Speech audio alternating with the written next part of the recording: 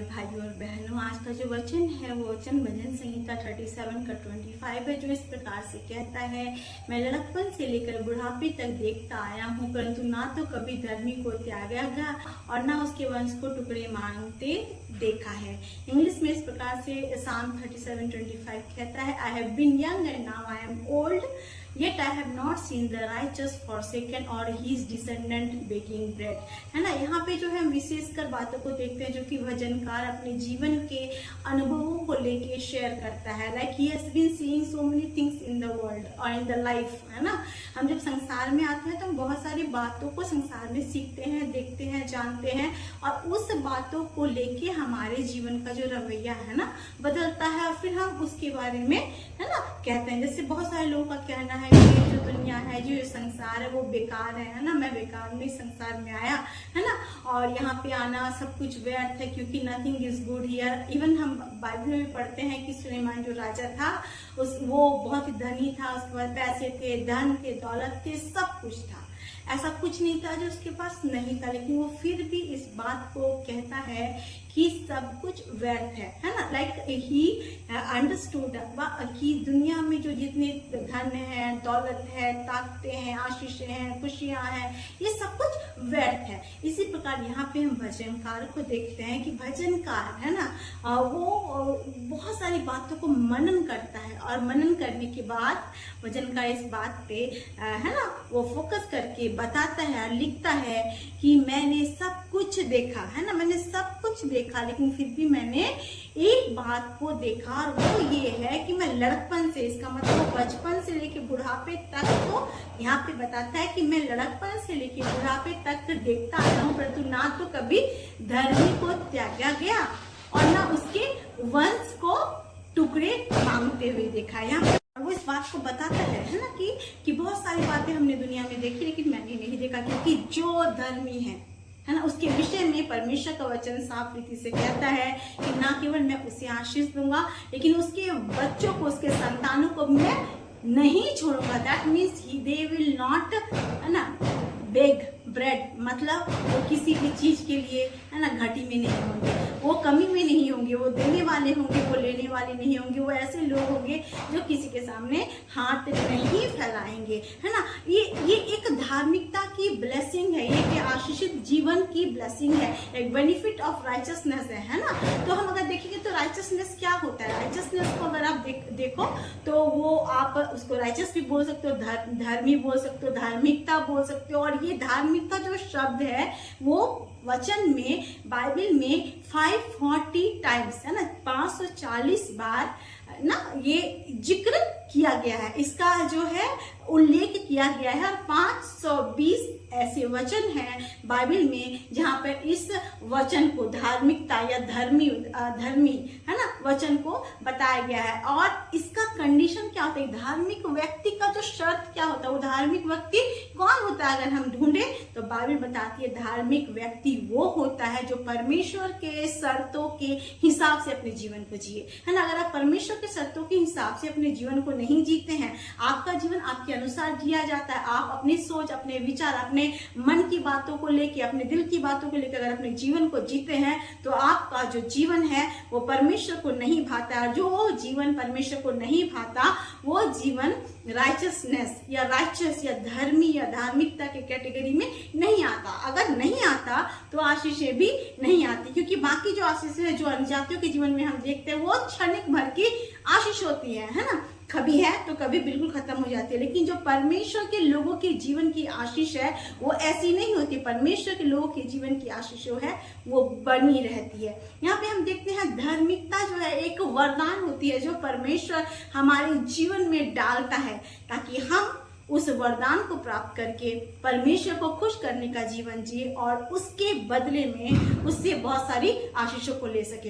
ये ठीक वैसा है जैसे एक कर्मचारी एक ऑफिस में काम करने जाता है और उसका बॉस उसको नियम कानून बताता है, और जब वो अपने बॉस के नियम कानून के अनुसार कार्य करता है तो आप देखोगे कि उस कंपनी में उसे प्रमोशन मिलता है, उसको इंसेंटिव मिलते हैं, उसको लाभ मिलते हैं, बहुत सारे फायदे होते हैं। लेकिन जो कर्मचारी अपने बॉस को खुश नहीं कर सकता, वो क्या होता है, ना केवल वो बेनिफिट को खोता है लेकिन वो निकाला दिया जाता है। तो धार्मिकता जो है, इंग्लिश में इस प्रकार से लिखा है, righteousness is a gift that comes from the lord to those who accept what Jesus Christ has done for them by faith. जब हम धार्मिकता में वास करते हैं, हम निवास करते हैं, तो हम इस बात को स्वीकार करते हैं कि यीशु मसीह ने हमारे लिए क्या किया, और हम उस पर जब विश्वास के द्वारा प्रभु यीशु मसीह को ग्रहण करते हैं तो हमारा जीवन धर्मी बनता है। और जब धर्मी बनता है तो हम कैसे बनते हैं, प्रभु को प्रसन्न करने का जीवन जीते हैं। अगर हम रोमियो 5:17-18 पढ़े तो वहां पे हम इस बात को जानेंगे कि जब हम विश्वास करते हैं, प्रभु यीशु मसीह में विश्वास करते हैं, उसके पुत्र के उस सैक्रिफाइस पे कि वो हमारे लिए आया, मारा गया, गाड़ा गया हमारे लिए, है ना, वो जी उठा, हमारे लिए वापस गया और फिर से हमारे लिए आएगा, और हम इस बात को जानते हैं कि he is our personal saviour. तो हम क्या करते हैं, हम विश्वास के द्वारा धर्मी ठहरते हैं। और जब विश्वास के द्वारा हम धर्मी ठहरते हैं तो प्रभु हमारे जीवन में काम करता है। जब प्रभु हमारे जीवन में काम करता है तो बहुत सारी आशीषें हमारे जीवन में आती है। लेकिन हम कई बार होते हैं, संसार में रहने के कारण हमें लगता है कि दुख है, मुसीबत है, और हम इससे उबर कर वापस नहीं आ पा रहे हैं, हम पीछे जा रहे हैं, हम दलदल में फंसते जा रहे हैं। जितना हम अपने जीवन को उठाने की कोशिश करते हैं उतने ही हम गिरते जा रहे हैं। जब हमें ऐसा लगता है तो क्या होता है, हम निराश हो जाते हैं और हम ऐसे खो जाते हैं कि हमें लगता है चलो, है ना, सब कुछ छोड़ देता हूँ। क्योंकि मैंने बहुत सारे मसीहियों को, है ना, अपनी परिस्थितियों में ये कहते हुए देखा, जब वो अपनी परिस्थितियों से परेशान हो गए कि प्रभु नहीं सुनता, प्रभु नहीं करता, प्रभु सब कुछ कर सकता है लेकिन वो मेरे बारे में नहीं सुनता, मेरी प्रार्थनाओं को नहीं उत्तर देता, मेरे दुखों को वो दूर नहीं करता, मेरे आंसुओं को वो नहीं पूछता, और ये सब सारी बातें उसके मन में ऐसे बस जाती है कि वो उससे चाह के भी निकल नहीं सकता। लेकिन परमेश्वर का वचन कहता है, और एक जगह में हम पढ़ेंगे, वो है आइज़ाया में लिखा हुआ है, उसका 3:10 में इस प्रकार से लिखा हुआ है कि धर्मियों से कहो कि उनका भला होगा क्योंकि वे अपने कामों का फल प्राप्त करेंगे। इंग्लिश में लिखा हुआ है, tell the righteous it will be well with them for they will enjoy the fruit of their deeds. वहां पे जो लेखक है उसको बोला गया है कि तुम बोलो, है ना, तुम बोलो, धर्मियों से कहो कि उनके साथ अच्छा होगा, वे अपने कामों का फल प्राप्त करेंगे। क्योंकि धर्मी अपने जीवन के, है ना, चालों को बदल के परमेश्वर के अनुसार चाल चलने की कोशिश करता है, प्रभु को प्रसन्न करता है। चाहे उसके जीवन में परीक्षाएं आए, दुख आए, मुसीबतें आए, टूट जाए, वो प्रभु याद कराता है उन्हें कि मैं तुझे बताना चाहता है मेरे बच्चे, मेरे प्रियो, कि तुम्हारा जो है ना भला होगा और तुम अपने कामों का फल जरूर प्राप्त करोगे। कुछ ऐसी भी बातें होती हैं लाइफ में जब हम अंदर से इतने टूट जाते हैं कि इमोशनली, देखो, ऊपर से जो जख्म है ना, अगर चोट लगता है, जैसे आज मैं खाना बना रही थी तो मुझे ऑयल से चोट लगा, है ना, तो मैंने थोड़ा मलहम लगाया तो वो दर्द चला गया। लेकिन जो अंदरूनी चोट होता है ना, वो जल्दी जो है ना, वो भरना बहुत मुश्किल हो जाता है। तभी हमें लगता है कि हमारे दर्द को कोई नहीं समझता, हमारे पीड़ा को कोई नहीं समझता, हमें कोई नहीं समझता। आज हम ऐसे परिस्थिति में हैं जहाँ पे हम बिल्कुल अपने आप को अकेला पाते हैं। लेकिन ऐसे परिस्थिति में परमेश्वर का वचन याद कराता है कि धर्मियों से कहो कि उनके कामों का फल मिलेगा, है ना, और उसके साथ भला होगा। They will never be forsaken, they will never be left, है ना, वो छोड़े नहीं जाएंगे, त्यागी नहीं जाएंगे, वो कभी परमेश्वर के द्वारा क्या बोलते हैं, तिरस्कृत नहीं किए जाएंगे। लेकिन परमेश्वर उन्हें हमेशा ग्रहण करेगा और उनके जीवन को आशीषों से भरेगा। और यही प्रॉमिस परमेश्वर का वचन नीति वचन 11:21 में भी कहता है कि जो धर्मियों का जो वंश है ना, वो छुटकारे को पाएगा, है ना, वो डिलीवरेंस को पाएगा। इंग्लिश में लिखा है the seed of righteous shall be delivered, है ना। जो धर्मियों का वंश है, वंश कौन है, उसके बाल बच्चे, है ना, उसके नाती पोते, उसका फैमिली, उसका जनरेशन, वो कैसे होकर डिलीवर्ड होंगे। चाहे कोई भी परेशानी, कोई भी दुख तकलीफ लाइफ में आएगी, वो डिलीवरेंस को लेके आएंगे, है ना। आजकल हम क्या करते हैं, जब हम परमेश्वर के वचन को पढ़ना चाहते हैं तो हम यही चाहते हैं कि प्रभु अपने वचन से हमारी परिस्थितियों के अनुसार बातें करे, कि प्रभु हमें कब बदलेगा, कब हमारे लिए कार्य करेगा, कब हमारे जीवन की परिस्थितियां अलग हो जाएगी, जैसे आज दिखती है वैसी नहीं होगी और हम छुटकारे को पाएंगे। जब ऐसा वचन परमेश्वर हमें देता है तो हमें क्या होता है, आश्वासन होता है कि यस, परमेश्वर ने मुझसे बात किया है तो 100% ही विल डिलीवर मी। तो आज प्रभु याद करवाता है प्रोवर्ब्स 11:21 के वचन के अनुसार कि the seed of the righteous shall be delivered, है ना। और एक वचन मैं आपको बताना चाहूंगी, वो है नीति वचन 11:4। वो कहता है कि wealth is worthless in the day of रात। जो जब हमारा कोप का दिन आता है, दुख का दिन आता है, विलाप का दिन आता है, कितने भी पैसे आपके पास हो, कितना भी धन हो, दौलत हो, क्या होता है, सब कुछ बेकार हो जाता है। लेकिन जो धर्मी होता है वो मृत्यु से बच जाता है। But the richness delivers from death. जो धर्मी है वो मृत्यु से बच जाता है, क्योंकि उसके ऊपर परमेश्वर की कृपा है। मैं आपको एक छोटी सी स्टोरी बताना चाहूंगी, है ना। कई बार ऐसा होता है कि हमें लगता है कि हमारे जीवन की जो कार्य है ना, वो चाहे प्रभु देख रहा है ना, और हमारे जीवन के हर एक चीजों को काउंट करके लिख रहा है, तो हम अपने आप को सोचते हैं कि हमने तो कोई गलत नहीं किया, हमारे से तो कोई पाप नहीं हुआ, हम तो परमेश्वर को खुश करने की कोशिश में लगे रहते हैं। लेकिन क्यों परमेश्वर आज हमें इतना छोड़ दिया है कि हम हमेशा पुकारते हैं, फिर मिनिमम, है ना, मिनिमम जो होता सहायता हमें प्रभु से मिलती है और हम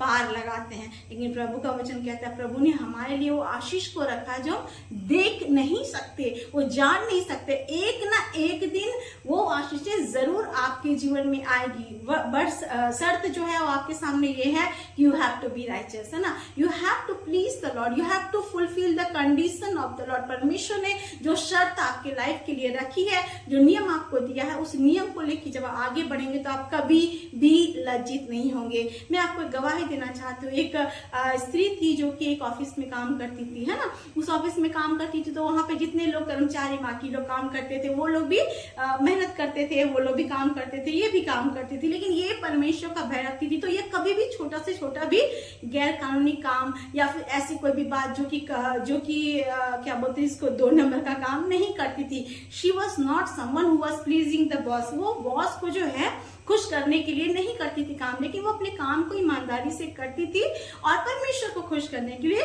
हमेशा लगी रहती थी। लेकिन वो हमेशा हर एक कामों को परफेक्शन के साथ करती थी, क्योंकि परमेश्वर का आत्मा उसके जीवन में काम करता था, वो सही रीति से काम करती थी। अब क्या हुआ, उस ऑफिस में एक नया बॉस आया, और वो बॉस आने के बाद क्या हुआ, वो उस लड़की को, स्पेशली उसको जो प्रभु के भय में बढ़ रही थी, अपने जीवन में काम कर रही थी, वफादारी से हर एक आज्ञा मान रही थी, उसे वो टॉर्चर करने लगी।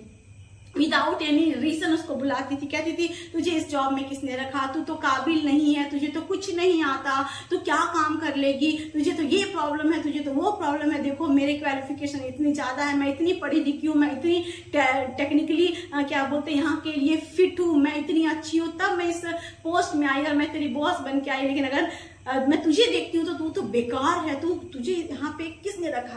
तब वो लड़की इतनी परेशान हो गई, अपने जीवन को परमेश्वर के सामने रखी और वो ना बहुत प्रार्थना की कि प्रभु मैं नहीं जानती तू क्या चाहता है कि मैं नौकरी में करूं या ना करूं, क्या मैं यहाँ रहूं या ना रहूं। लेकिन दिन प्रतिदिन उसकी जो बॉस की जो टॉर्चर था उस लड़की के लिए इतना ज्यादा था कि उस लड़की ने फाइनली डिसाइड किया कि वो रिजाइन देगी, और उसने रिजाइन लिख दिया, है ना, जो ऑफिस से, कि मैं छोड़ दूंगी ये काम, ठीक है मेरी बॉस मुझे पसंद नहीं करती है, शायद मैं बहुत खराब हूँ, शायद मेरा काम उसे पसंद नहीं करता, शायद मेरे अंदर बहुत सारा कमियां हैं, तो मैं काम छोड़ दूंगी करके उसने फाइनली डिसाइड किया, उसने रिजाइन दिया और जाके जमा कर दिया, है ना। जो हेड होता है बॉस को भी दे दिया और HR डिपार्टमेंट को भी दे दिया, सबको दे दिया। देने के बाद क्या हुआ, पक्का उसने सामान पैक करने की बात कर ली कि ओके एवरीथिंग ओवर, है ना। उसने अपने ऑफिस के जॉब का एंड कर दिया, है ना। अब क्या हुआ, अचानक से जो सबसे बड़ा जो बॉस था, है ना, जो CEO था, है ना, उसने उसे बुलाया और उसने कहा कि काम कर, तू अगर उस काम के लिए तुझे वहां पे प्रॉब्लम हो रहा है और तुझे तुम्हारी बॉस पसंद नहीं करती, तो मैं तुझे एक नया डिपार्टमेंट देता हूँ, लेकिन तू काम मत छोड़ना, है ना। तो इससे अजीब सा लगा कि एक तरफ से लोग मुझे नेगेटिव बोल के, मुझे कितना भी मेहनत करो मुझे बेकार बोल रहे हैं, और यहाँ पे एक बॉस आके बोलता है कि अचानक से कि कोई बात नहीं, वो डिपार्टमेंट छोड़ के दूसरे डिपार्टमेंट को ज्वाइन कर लो। फिर इससे लगा कि चलो ठीक है, यहाँ पे मुझे पसंद नहीं कर रहे, दूसरे डिपार्टमेंट में ज्वाइन कर लेते, तो वो दूसरे डिपार्टमेंट में ज्वाइन कर ली, ठीक है। और उस जो डिपार्टमेंट को उसने छोड़ दिया। अब ये डिपार्टमेंट जो है यहाँ पे पे जब वो आई तो बहुत डरी हुई सहमी हुई थी कि क्या पता यहाँ पे भी सारी समस्याएं स्टार्ट होगी और फिर लोग यहाँ पे भी उसे क्रिटिसाइज करेंगे, क्योंकि she was really faithfully working for the lord, but nobody understood that, है ना। Everybody wanted to have someone who is pleasing the boss, है ना। तो ऐसा तो था नहीं कि वो बॉस को प्लीज कर रही थी, तो वो सोचती थी यहाँ पे प्रॉब्लम था। यहाँ पे उसने ऐसा एटमॉस्फेयर पाया जैसे एक परिवार का होता है ना। ऐसा लगा कि परमेश्वर ने उसे वहां से उस जलती हुई आग की परिस्थिति से उठा के एक ऐसी जगह पे शीतलता के माहौल में पहुंचाया जहाँ पे उसके सारे अपने थे, जितने कलीग्स थे ऐसे थे जैसे उसके फैमिली मेंबर्स, और सारे उसे बहुत प्यार करते थे। वो इनकरेज्ड हुई, वो आशीषित हुई, वो बहुत बड़ी और वो बहुत ज्यादा ब्लेसिंग बनी उस डिपार्टमेंट के लिए। लेकिन क्या हुआ, उस बॉस का जो उसे लज्जित करती थी, कुछ दिनों के बाद वो एक धांधली करते हुए पकड़ी गई और उसे ऑफिस से निकाल दिया गया।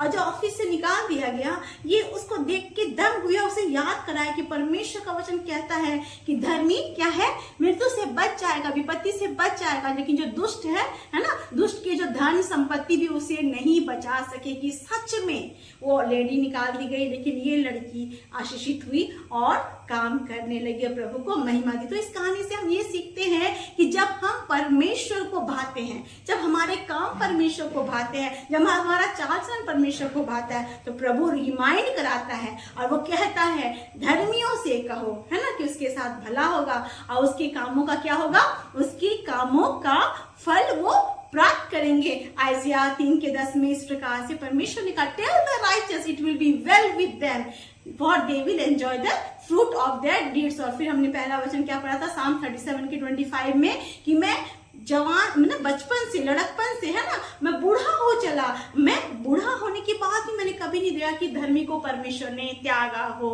या फिर उसके वंश को कभी भी मैंने टुकड़े मांगते हुए नहीं देखा। That means if you are righteous, if you are fulfilling the condition of the lord will never leave you, he will stand by you. Situation ऐसी आएगी जब आपको लगेगा कि अरे सब कोई नेगेटिव बोल रहे, मुझे कोई पसंद नहीं करता, लेकिन परमेश्वर का वचन कहता है कि वो आपके साथ खड़ा रहेगा और वो आपको ऊंचा उठाएगा। आज मेरे प्रियो में आपसे बोलना चाहती हूँ, मैं नहीं जानती आपकी परिस्थिति कैसी है, आप कैसी परिस्थिति को लेके जी रहे हो, लेकिन आप जैसे भी हो, दुख में हो, मुसीबतों में हो, परीक्षाओं में हो, आप प्रभु के प्रेम को अपने जीवन से अलग मत करना, प्रभु की कंडीशन को कभी भी अपने जीवन से फुलफिल करना मत छोड़ना। जिस भी बात से प्रभु को खुशी होती है, बाइबल को पढ़ना, वचन को सुनना, वो सारे काम आप करना, तब आप देखोगे आपके लिए परमेश्वर, है ना, अंधकार में भी ज्योति को उदय करेगा, दुश्मनों के बीच में भी मेज बिछाएगा, मौत में भी आपको जीवन देगा, और परमेश्वर आपको ऐसा उठाएगा, आपके परिवार को, आपके लोगों को, आपके अपनों को, आपकी परिस्थितियों को, आपके ऑफिस में, आपके घर में, आपके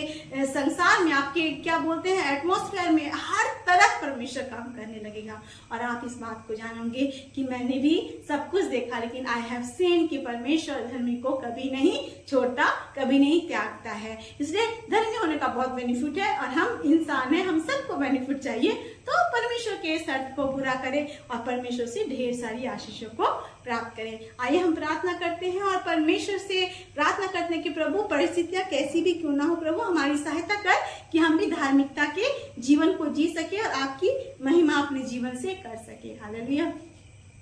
अनुग्रहकारी महान परमेश्वर पिता, हम मनोदीन हो कि आपके चरणों तले आते मैं धन्यवाद करते सुंदर वचन के लिए प्रभु जो आपने दिया। परमेश्वर पिता जो इस प्रकार से कहता है परमेश्वर पिता कि धर्मियों से कहो कि उनके कामों का फल मिलेगा और वो कभी भी भलाई को नहीं खोएंगे। फिर आपने कहा परमेश्वर पिता कि बुढ़ापे तक, बचपन से बुढ़ापे तक मैंने देखता है कभी भी धर्मियों को त्यागा हुआ नहीं देखा। हाँ परमेश्वर पिता आपके इस वचन को प्रभु हम धन्यवाद के साथ ग्रहण करते हैं और प्रार्थना करते हैं हमें भी धर्मी बना, हमें भी प्रभु आपकी धार्मिकता में शामिल कर पिता, ताकि विश्वास के साथ हम आपके वचन को ग्रहण करके इतने धर्मी बन जाए परमेश्वर पिता कि हमारे चाल चलन आपको पसंद आए। प्रभु जब हमारा चाल चलन आपको पसंद आएगा तो हम अपनी आशीषों को निश्चय अपने जीवन में लेंगे पिता। जैसा वचन कहता है भजन संहिता में परमेश्वर पिता कि यहोवा ने तुझे स्मरण किया वो तुझे आशीष देगा। हाँ परमेश्वर ऐसा जीवन हमारा हो जाए कि आप हमें स्मरण करें, आप हमें आशीष दे पिता। मैं नहीं जानती कितने लोग दुख में, मुसीबत और तकलीफों में है पिता,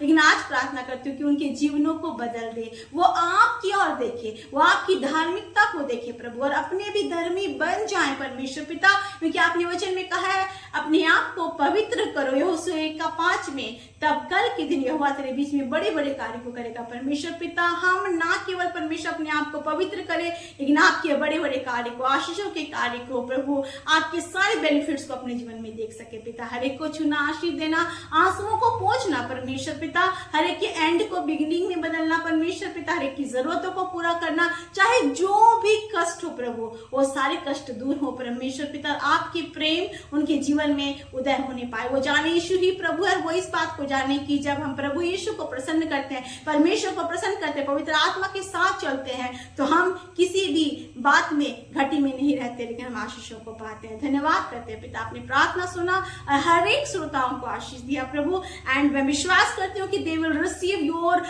immense blessing in their life अब्बा, इन दिस मंथ इटसेल्फ अब्बा। इसके लिए हम धन्यवाद करते हैं, यीशु के नाम से प्रार्थना को मांगते हैं और पा लेते हैं।